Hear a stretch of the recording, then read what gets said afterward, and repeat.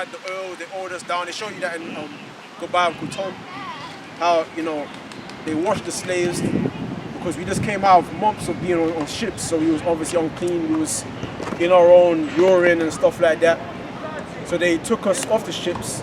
They put us in these big like swimming pools, man. They show you that Goodbye Uncle Tom to have us cleaned, and then they oiled us down, you know, and then they put us on auctioning blocks, and then like to the highest bidder, you know, they separated the men from the women.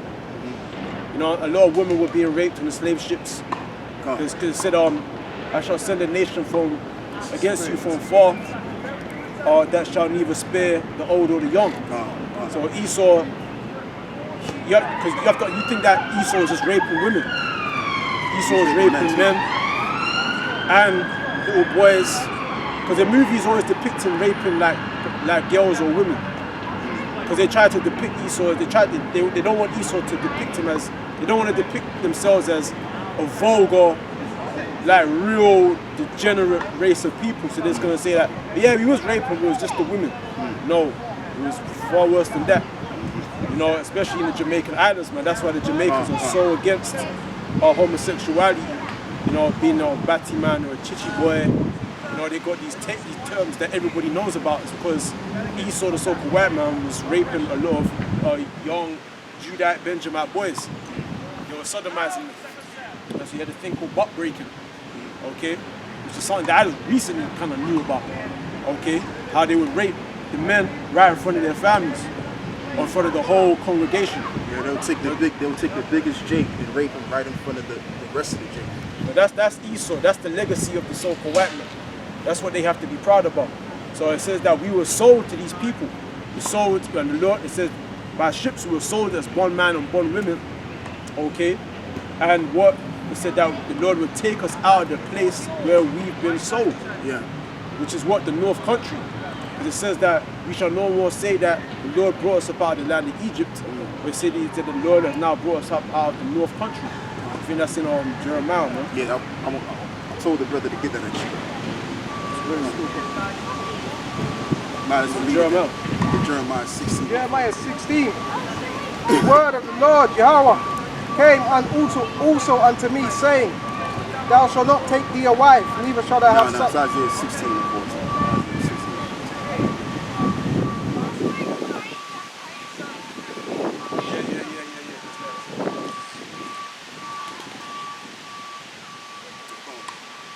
It's Jeremiah 16. It's 16? 14 years. Okay, all right, go on, bro. Hay fever. Jeremiah 16 and 14. Therefore, behold, the days come, saith the Lord Yahawah, that it shall no more be said that the Lord Yahawah liveth, and brought up the children of Israel out of the land of Egypt. But the Lord Yahawah liveth, that brought up the children of Israel from the land of the north. Yeah, and that's how we're going to be raised out of where we were scattered. Because what's going to happen is the chariots. And I know you brothers have seen the chariots, because I just saw a couple of chariots the other day. And this is why Esau, what they're doing is they're trying to cover the skies by the chemtrails and all of that stuff, because they're covering. Because what's going on is people actually like calling 999, saying, what's all of this? What's all of that in the sky? Like people can't make sense of it. Yeah. So this is why they're going about putting chemtrails in the air and covering the sky. You know, but going back to the point of the scripture says that we will be raised. What's the scripture you was reading this in Joel, the 3rd chapter? Yeah, it says that the Lord will raise us up out of the land we were scattered in, that we were sold in, and the Lord will pay them back, the ones that have sold us, which will be so-called white people. So this is how we're going to be raised up. But the Lord Yahawah liveth, that brought you up, the children of Israel, from the land of the north, and from all the lands whither he hath driven them. And I will bring them again unto their own land, that I gave unto their fathers. Behold, I will send many fishers, saith the Lord Yahawah, and they shall fish them. And I will send for many hunters, and they shall hunt them from every mountain. You're going up. Read verse 14 again. sorry. Jeremiah 16 and 14. Therefore, behold, the days come, saith the Lord Yahawah, that it shall be no more said that the Lord Yahawah liveth, that brought up the children of Israel out of the land of because Egypt. the deliverance of ancient Egypt, you know, that was something that was miraculously done at that time. But this time now, when salvation comes this time, it's going to far surpass the previous salvation that our ancient ancestors experienced. Because Jacob's been scattered abroad, as you was reading in Deuteronomy 28:64. Okay? And Joel the 3rd chapter, how we will be raised up out of the land we will put to shame. So how are we going to be raised up? In other words, saved through the chariots. Okay? And this thing is going to be miraculous because it's going to be worldwide. People are going to see worldwide the chariots of the Lord, as they call UFOs. You know, and it's going to be a big mothership, so to speak. So that's how we're going to be raised up. It's not going to be by no man. If you can, the one, get me Deuteronomy 28 and 68, because there's a key point. Deuteronomy 28 and 68. And the Lord shall bring thee into Egypt again with ships. Yeah, and that's how we came to the Western world. We came here on cargo slave ships. Now, I'm not going to deny the fact that every nation didn't suffer slavery, but we've suffered slavery. Everyone was not here. We were brought on cargo slave ships. We were the only people that were enslaved, put on cargo slave ships and served slavery. So who is this talking about? This is talking about us. There's no other group of people that were taken from one place to another place to serve slavery. That's how you know we're the Israelites. Like Vocab alone, he went up to them brothers in Texas. I believe it was recently. And the question was, how did you guys know that you guys are the Israelites? So then the brother said, the elders were saying basically it's through the Spirit. And that's true, it is through the Spirit. Because when we read the Bible, such as that right there, like when I first came into the truth, when brothers was bringing that out, that spoke to me. Yeah. Okay, so they obviously wouldn't know because they're not of our people. Yeah. That wouldn't speak to them. But if you are a descendant of those that were enslaved, and you read that scripture, that's going to resonate with you. That's going to talk to you. So that's how we know that that's talking about us, and that happened to us. Go on, brother. And the Lord shall bring thee into Egypt again with ships. Yeah. By the way, whereof I spake unto thee, thou shalt see it no more again. And what was the end that we would see no more? The land of Israel. Because another group of people would take hold of that land. Which the scriptures does say that a time of that the Gentiles shall be there for a time of it. Roughly paraphrasing. Yeah? So it was prophesied that that was going to be the case too. That they would take over the land and claim themselves to be Jews. Okay? But we wouldn't see that land no more. That's what that's going into. Go on, brother. Thou shalt see it no more again. And there ye shall be sold unto your enemies for both men and both women, and no man shall buy you. And that's the point I want to elaborate on. No man is going to deliver you. Now the word bias is old Quaker English, which means save or deliver. So no man is going to deliver the children of Israel out of their low estate. Like you had this one geezer in America. I believe his name was John White. Okay, he was you may consider him as an Edomite. I mean, I don't really know whether he's an Edomite or not. But this guy, he was dead set against slavery. He was dead set against enslaving, as they say, human beings. So his whole intent was to get Jacob out of that slave condition. And what wound up happening at the end, they found him and they pretty much executed him publicly. They noosed him. That's what they did. So that goes back to the scripture again. No man shall save you. Okay? But the entity that's going to save us is the Heavenly Father. That's where this is all tying back to. Alright? Yeah, so man, I forgot, man. I've still got Jeremiah 16. Okay, read that again.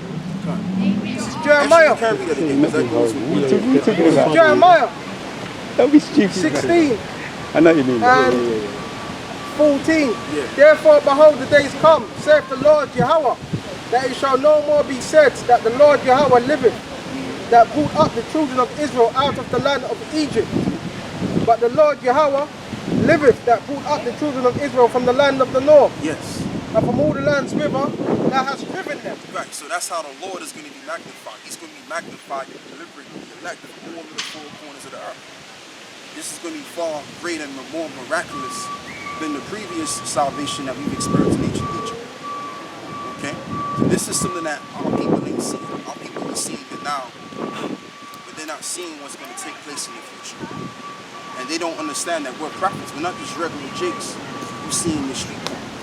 Now, I'll say this, you know, we are regular men, but we have the specialty or the ability to prophesy.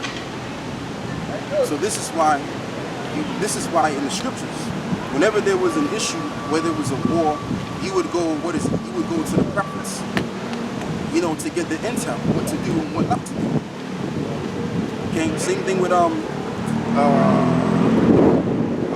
Rebecca. Rebecca was pregnant. She went to a prophet, but it says the Lord, to inquire what was going into her womb, because there was two brothers, or you know, what is it, man? How should I say it?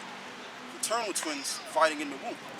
So she went to the Lord or a prophet to get the intel as to what was going on. You see? And that's what Jake got to do now. The same thing still stands. If you want to know what's going on in the future or what the solution is, you got to return and revert back to this. Okay? And then you will find a solution. And then ultimately the solution is you return back to your maker. You return back to the man and the one and only that died on the cross for your sins. That's where the change is going to come, because it's going to be him that's going to set the mark. It's going to be him that's going to deliver. Hence his name is called Yahawashi. He is the deliverer. So when we read, let's read it again, brother, if you can, Baba Shah. Deuteronomy 28, 68. Deuteronomy 28, 68. And the Lord shall bring thee into Egypt again with ships, and the way whereof I spake unto thee, thou shalt see it no more again. Right. And there ye shall be sold unto your enemies for born men and born women, and no man shall buy and no man shall save you. So no other entity in this physical realm is going to save the nation of Israel out of this condition. The only one that's going to deliver us is Yahawashi. That's right. He's the only one. So being that that's the case, and the thing with you jakes out there, have seen us preach this in and out, week in and week out. This video's on days. That's what he did. That's what the guy, he said, I respect you guys. That's what he came up and he said what he went through. Then he said, I know you Israelites. But see, that's what I'm saying. So Jake has now been a witness, the 2/3 of now being a witness to what we've been up to all these years. So now there's no cloak for your sins. Now there's no saying, oh, I didn't know, Lord. You know, you did know, because we were telling you, man. We broke it down to you. We was breaking the scriptures down to you. We was showing you specifically your error and why you needed to repent. We was breaking it all the way down to you to the best of our ability. And there's countless of videos on the Israelites, especially Great Millstone. We do videos all of the time. Yeah. Okay, when like for example, when Vocab alone does a video, there's like what, 1,000 more videos that's being done out of the one he's doing. All right, and even these other Christian dudes, these Christian advocates, and those that are disregarding what we're saying. Every video that they make, our videos surpass the video that they do. So the information is vast. You're going, brother. You had something, yeah? Finish with Jeremiah 6. Okay, yeah, we're done with that. Come with it. Oh yeah, give me Psalms 37 and 37. Yes.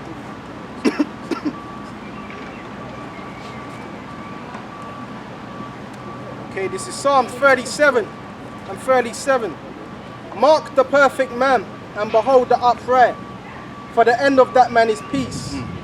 But the transgressors shall be destroyed together, and the end of the wicked shall be cut off. Yeah, and that don't just simply apply to Esau. That applies to the 2/3 of Jake too, that want to be wicked. Now the verse that I want, the part that I want to do is where it says, mark the perfect man. So we're not to follow a crowd or what the crowd does. We're supposed to follow a few that are doing the thing that is upright, that are perfect. That's what you Jakes got to be doing. And then eventually you'll find out the solution. Yeah, read what you got, Duane.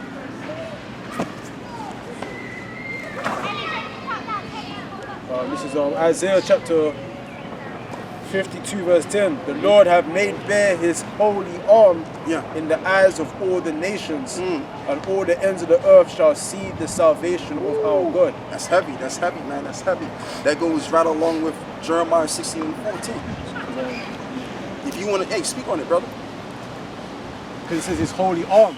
So you know the Most High, it says the Lord will do nothing, but he revealeth his secrets unto his servants the prophet. The Most High is not going to do nothing, but his holy arm, because your arm is your strength. That's what you use to move things, to pick up things, to fight. That's what it said, King David said, the Most High teacheth my hands to war. So your hands, that's your power, that's your strength. Okay? You can use your legs as well. You can use anything, but it's mainly your arms you use to a sword fighting, to holding shield, and stuff like that. So the Most High is going to use his holy arm, which is Yahawashi, and his angels, his military. That's the Most High's power. That's the Most High. That's how he's going to exert his power on the earth. So it says, the Lord have made bare his holy arm, meaning he's going to make his arm naked. He's going to make it visible. Because the Most High, he says, he's a God that hideth himself. But the Most High is going to make bare his holy arm. He's going to show his power in the eyes of all the nations. And all the ends of the earth shall see the salvation of our God. And the word salvation means preservation or deliverance from destruction. Because it's this mark, it's this Ezekiel 9 and 4, this mark that's exempting us from that destruction. Okay, the mark, which is pretty much, because Yahawashi said what? He come in the volume of the book. So those of us that have this spiritual blood upon us, okay, because in ancient Egypt it was the physical blood of the lamb that was put on the doorpost, but now it's the spiritual blood that we're being marked with, okay, this word. Because when Yahawashi said, eat of my body and drink of my blood, so he wasn't talking literally. Cannibalism. We weren't talking exactly. We weren't talking about that. We was talking about eat this bread, drink of this wine, okay. So once we drink of this blood, okay, we're marked for salvation. We're exempted from tribulation, the calm, okay, the cannibalism, the famine, the starvation, pestilences, okay. Esau, he's got the viruses, man. So we're exempted from that. What else are we exempted from? We're exempted from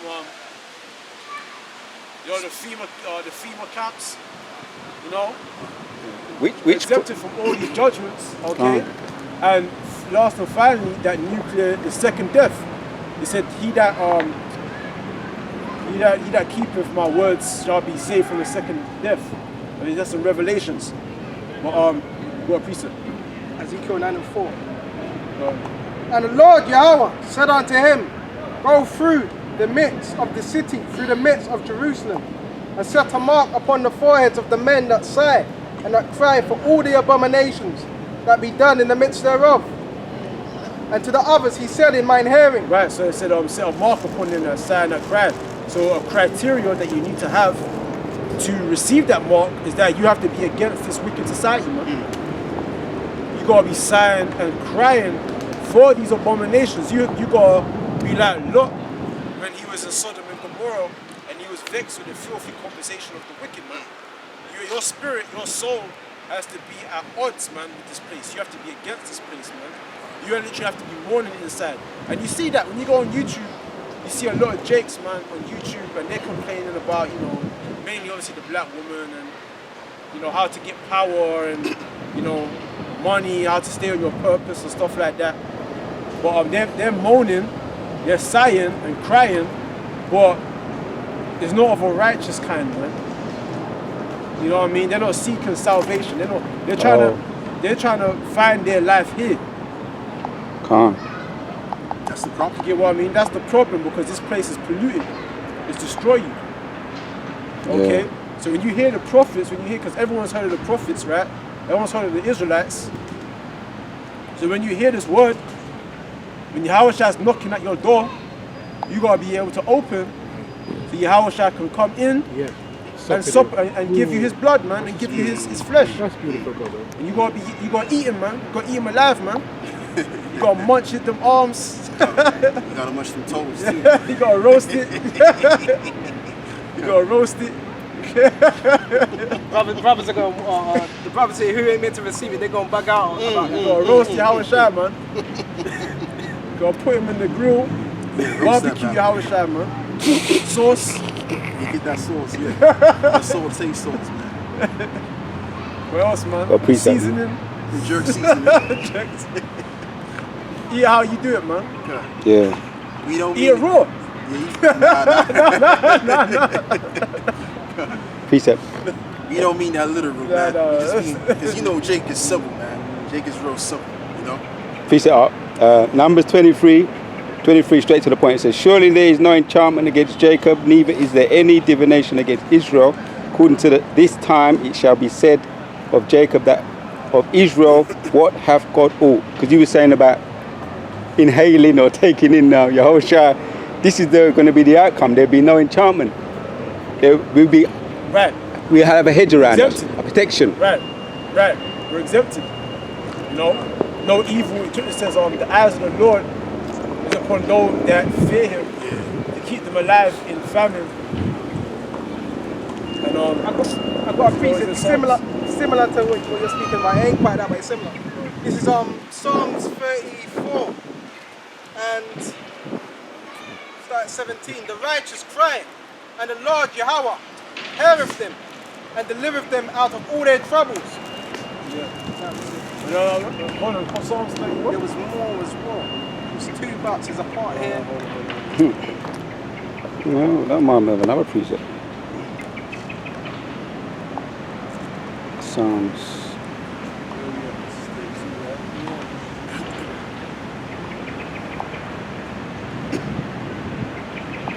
Five.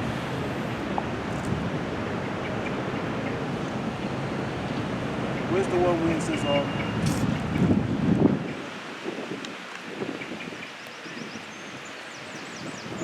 How does it go?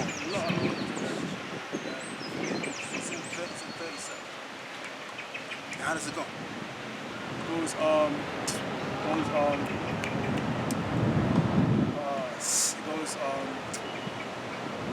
the Lord's his eyes are upon them that hope in His mercy. I know what scripture you're talking about, but I can't recall it. Where? Could it be in the Apocrypha? No, but it's Psalms 33. Start from verse 16. Psalms 33, verse 16. Let's off verse 18.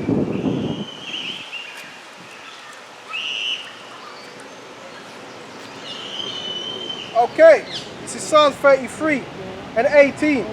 Behold, the eye of the Lord Yahawah Yahawashi is upon them that fear Him, upon them that hope in His mercy, to deliver their soul from death and to keep them alive in famine. Right. So it says, the Lord's eyes, His face shines on them that hope in His mercy, man. Okay? It's NFAC, hoping in Yahweh's mercy. It's the Black Panthers, hoping in the mercy of the Lord. Are they just humbly waiting? You know? Are the people of Black Lives Matter, are they hoping in the Lord's mercy? You know what I'm saying? It's the Jehovah Witnesses hoping in Yahweh's mercy. Alright? The Muslims and that? No. The only ones is those you've allowed Yahawashi to enter in and you feasted on Yahawashi. This word, man. The volume of this book. And that's that's that mark. Alright? That's gonna exempt you from the judgment to come. Okay? So where is it? Where is that? It was this is Isaiah 52 and 10. The Lord hath made bare His holy arm in the eyes of all the nations, and all the ends of the earth shall see the salvation of our God. And it said His holy arm, meaning it's separate, man. Okay, His holy arm. The Lord's not gonna save something that's profane.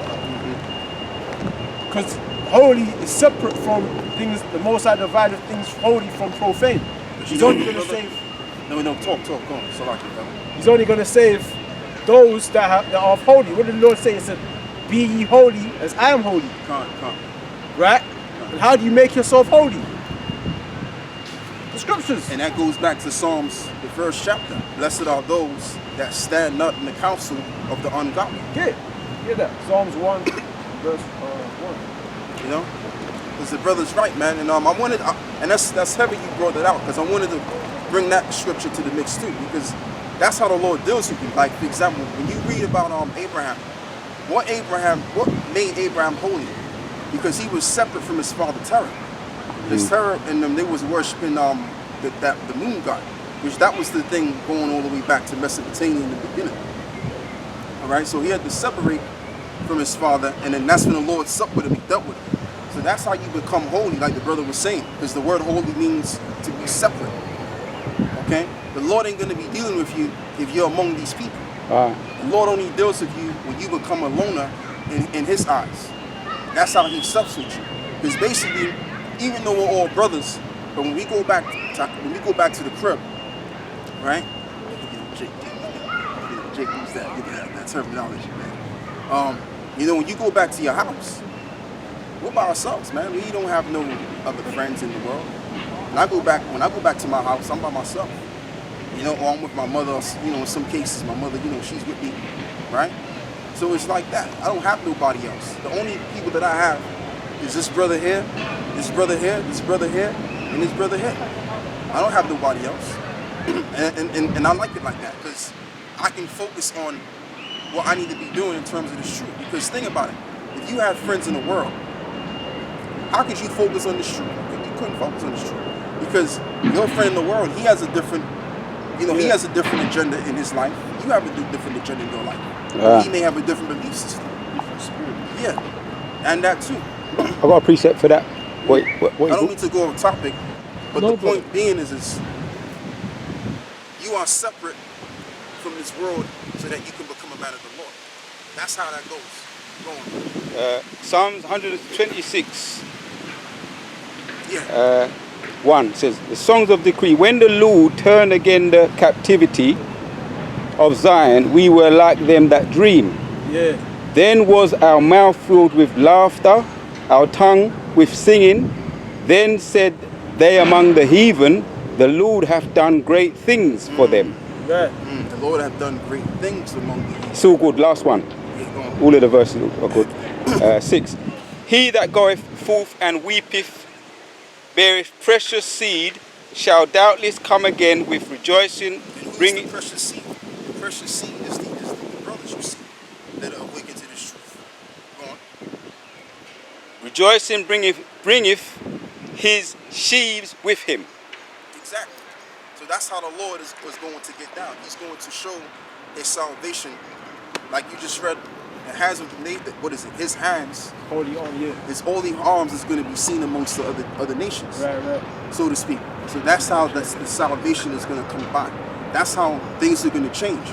Yeah. So instead of going, bro. Just make that little point about we're not getting involved in this I was going protesting. to that. Because really our protest is when we talk the truth, we send out the vibration. The brother done a video on Right. for brothers that don't get much views. Come. Yeah. We like that video. Texas. Yeah, most of the brothers like that, like them, because we don't get much views in general, but the vibration is going out there. Exactly. And even the Most High gives you a spirit. Lately I've been feeling like after I do a little video, I ain't that big or long or nothing, but the Most High give me like a little spirit to say, well done, like, and you can feel a little bit rejoicing as a scripture in there, you know? That's it. See, that's it. Come. And sometimes you feel like, maybe I gotta do some more videos, man. Yeah, I feel sometimes. I feel like that all the time. No matter what I do, I feel like I gotta do more. Yeah, you just gotta do more videos, man. But yeah, that's just how you feel sometimes. But the point, like what you were saying, is a vibration that's going out. That's what it's all about. They're going, bro. So I just wanted to add on to what you guys are saying. This is what makes us spiritual. That it's not the validation of the world that we want. It's the validation from on high.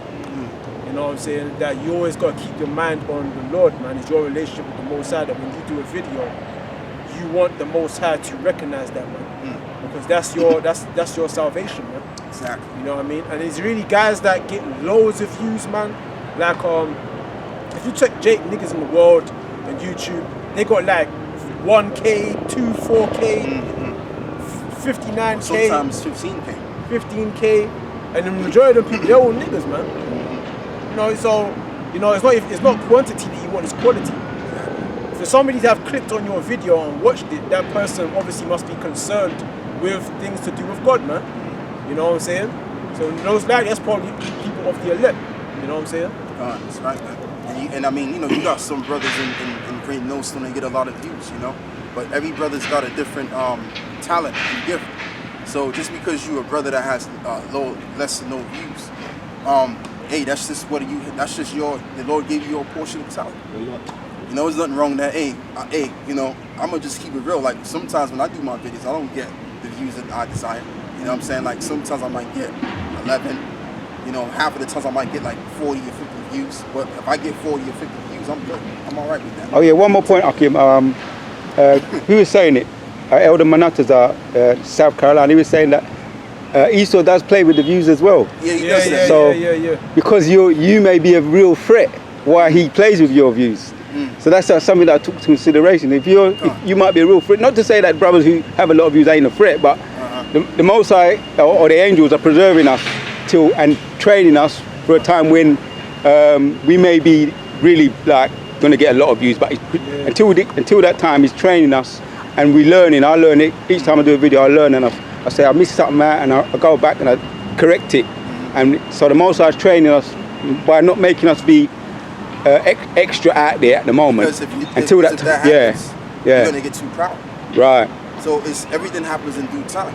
It's like when I first started making videos, man, and I used to just get one view all the time, 1 view, 2 views, 4 views. But now I'm getting like, you know, a mere 30 views, which I'm okay with that. I'm cool with that. As long as, and it's not even the fact that I'm okay with it. It's just at the end of the day, you're doing this to feed the sheep, to feed the lamb. But sometimes you feel like when you do a video, because you're putting time. I get tired after doing videos. I ain't gonna lie. Because of my disability, I get tired after doing videos. So you want to see them. You know? Hey, I'm a young man. I'm just speaking as a young man. You know? I'm like that too. God. Right. Check it. You go on YouTube just to go to your channel to see if the views have gone up. And stuff, and the views are kind of the same. It's that. You know what I'm saying? So yeah. And sometimes you feel like doubt, like you're like, oh man, like sometimes you feel like, man, like what's up with it? Like it's a spirit. And it's not even you, because what we're doing is spiritual. The flesh. Let me read this. 1 Corinthians chapter 2, verse 12. Now we have received not the spirit of the world, but the Spirit which is of God, the Most High, that we might know the things that are freely given to us of the Most High. Okay? So it's not about getting self-validation. That's something that the apostles, beginning with the apostle Paul, he always talks about this, how we're not going out here wanting to be very popular, okay, and trying to garner some fame. We're doing this simply because we have a job to do, and our job is to further this ministry and to seal in our salvation. So if we're getting validation, that's cool. But we want to get validation from the right people. We don't want to get validation from the world, because if the world is validating us, that means we're going up. Exactly. And what does the scripture say? I gotta bring this out, brother. The scripture says, "Woe unto you that are going spoken of." Yeah. I was just about to say that's the spirit. I was just about to get that as well. Hold on. So is it about validation? No, it's not about validation. But it's about validation. Let me correct myself. It is about validation. It's about validation that you're getting from the elect and the Most High. Okay?